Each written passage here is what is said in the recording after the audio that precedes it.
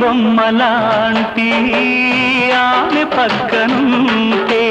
పగలే వెన్నెలనే కురిపిస్తా నీడలాగా నాతో ఏడడుగులు సాగితే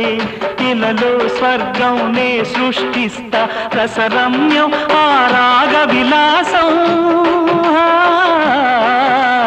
రసరమ్యం ఆ రాగ విలాసం వసివాడదు అది ఆ జన్మాంతం